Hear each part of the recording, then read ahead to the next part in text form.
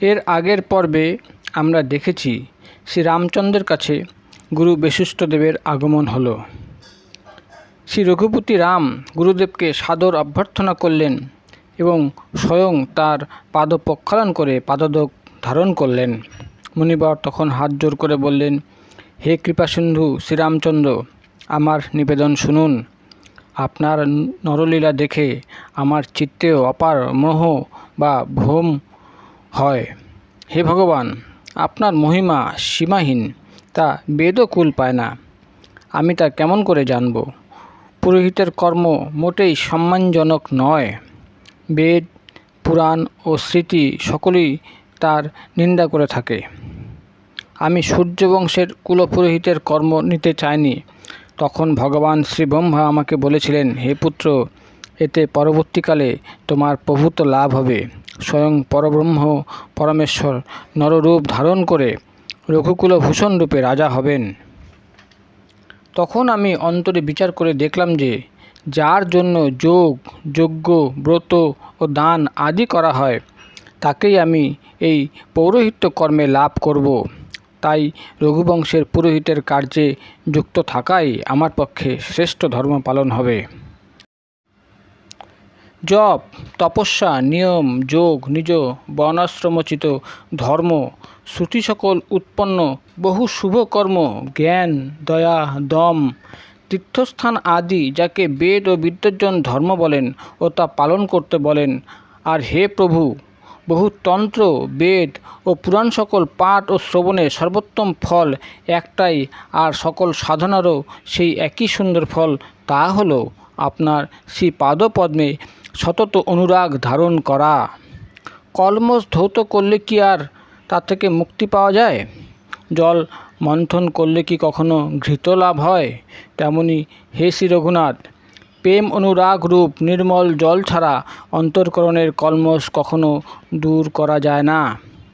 সেই ব্যক্তি সর্বজ্ঞ, সেই তত্ত্বজ্ঞ ও পণ্ডিত, সেই গুণধাম, সেই পূর্ণ বিজ্ঞানী, সেই চতুর, সেই সর্বসুলক্ষণ সম্পন্ন, যার আপনার শ্রী পাদপদ্মে রতি বর্তমান। হে নাথ, হে শ্রীরামচন্দ্র, আমি আপনার কাছে একটা বরই প্রার্থনা করি। কৃপা করে আমাকে তা দিয়ে ধন্য করুন। শ্রীপ্রভুর শ্রী পাদপদ্মে আমার ভক্তি জন্ম জন্মান্তরেও যেন অক্ষুণ্ণ থাকে। এমন নিবেদন করে মুনিবর বশিষ্ঠদেব গৃহে প্রত্যাগমন করলেন। তার কথাগুলি কৃপাসিন্ধু শ্রীরামচন্দ্রের মনকে প্রসন্নতায় পরিপূর্ণ করে দিল। তদনন্তর সেবকদের জন্য সতত সুখদ প্রভু শ্রীরামচন্দ্র শ্রী ভরতাদি অনুজদের ও শ্রী হনুমানকে নিয়ে কৃপা করে নগরের বাইরে গমন করলেন। সেইখানে তিনি গজ, রথ ও অশ্ব আনতে আদেশ দিলেন এবং সেবক সকলের প্রশংসা করে যে যা চাইল তাই তাদের দিয়ে দিলেন। জগৎশ্রমনাশক শ্রীপ্রভু গজ, অশ্ব আদি বিতরণে পরিশ্রান্ত হয়ে বিশ্রাম নেওয়ার জন্য সুশীতল আম্রকুঞ্জে গমন করলেন। শ্রীভরত শ্রীপ্রভুকে উপবেশন করবার জন্য নিজ উত্তরীয় পেত দিলেন। শ্রীপ্রভু তখন তার উপর বসলেন। ভ্রাতাগণ তার সেবায় যুক্ত হলেন। তখন পবননন্দন শ্রী হনুমান তাকে ব্যজন করতে লাগলেন। তার অঙ্গ পুলকিত হয়ে উঠল আর নয়নযুগল অনুরাগের অশ্রুতে সজল হয়ে উঠল। ভগবান শ্রী শঙ্কর বললেন, হে গিরিজা, শ্রী হনুমান সম সৌভাগ্যবান আর কেউ নেই, কারণ প্রভু শ্রীরামচন্দ্রের চরণযুগলে তার মতো অনুরাগ আর কারও নেই।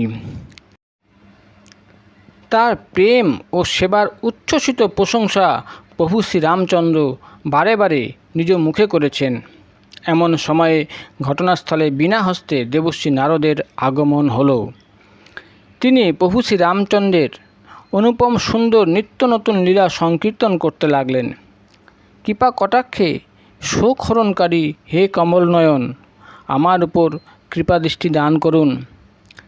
হে শ্রীহরি, আপনি নীলকলেবর শ্যামসুন্দর, আপনি কামারী ভগবান শ্রী শঙ্করের হৃৎকমলের মকরন্দ সুধা প্রাণকারী ভ্রমর, আপনি রাক্ষসসৈন্য পরাক্রম নিবারক, মুনি ও বিদ্বজন আনন্দদায়ক ও পাপনাশক, ব্রাহ্মণ রূপ শস্যক্ষেত্রের জন্য আপনি নবনিরোধ সম।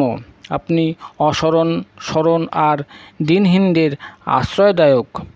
নিজ পরাক্রমে বিপুল ভবভার নাশন, খর দূষণ বিরাট বধে কুশল।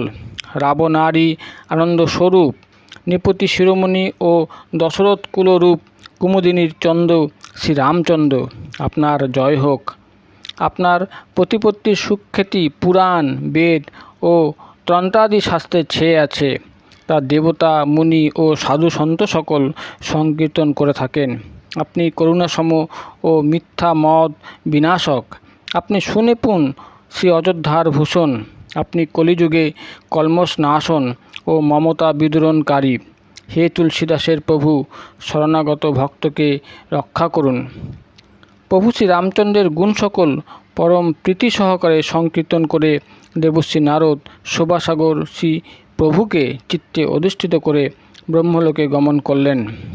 ভগবান শ্রী শঙ্কর বললেন, হে গিরিজা শোনো, এই সুমধুর কথা যতটা পারলাম বলবার চেষ্টা করলাম। প্রভু শ্রীরামচন্দ্রের লীলাসমূহের বিস্তার অসীম। শ্রুতি ও দেবী সরস্বতীর পক্ষেও তা সম্পূর্ণ বর্ণনা দেওয়া সম্ভব নয়। ভগবান শ্রীরামচন্দ্রের বিস্তার অনন্ত। তিনি অনন্ত গুণসম্পন্ন। তার অনন্ত নাম অর্থাৎ তিনি বহুরূপে আমাদের সম্মুখে বিরাজমান থাকেন। জলের বিন্দু ও পৃথিবীর রজকণা যদিও গোনা সম্ভব হয়, কিন্তু শ্রী রঘুপতির লীলা বর্ণনা করে শেষ করা যাবে না। এই পবিত্র কথা শ্রী ভগবানের পরমপদ দানে সক্ষম। তা শ্রবণ করলে অবিচল ভক্তি লাভ হয়ে থাকে। হে উমা, যে সকল কথা শ্রী কাকভূষণজি শ্রী গরুরকে শুনিয়ে মুগ্ধ করেছিলেন, আমি সে সকল কথাই তোমাকে শোনালাম। আমি প্রভু শ্রী রামচন্দ্রের সামান্য কিছু গুণ বর্ণনা করলাম। হে ভবানী, এখন আর কি শুনতে চাও বলো। প্রভু শ্রী রামচন্দ্রের মঙ্গলময় লীলা সংকীর্তন শ্রবণ করে দেবী পার্বতী হর্ষোৎফুল্ল হলেন। তিনি সবিনয়ে সুকোমল উক্তি করলেন, হে ত্রিপুরারি, আমি ধন্য। ভবভয় নিবারণকারী শ্রীরামচন্দ্রের লীলা সকল শ্রবণ করে আমি কৃতকৃত্য হয়ে গিয়েছি। হে কৃপায়তন, আমি আপনার কৃপায় কৃতকৃত্য হয়ে গিয়েছি। আমার মোহের অবসান হয়েছে। হে প্রভু, আমি সচ্চিদানন্দ ঘন প্রভু শ্রীরামচন্দ্রের পরাক্রম সম্বন্ধে এখন পরম বিশ্বাসী। হে নাথ, আপনার বিধুবদন শ্রী রঘুবীরের লীলামৃত বর্ষণ করে আমাকে ধন্য করেছে।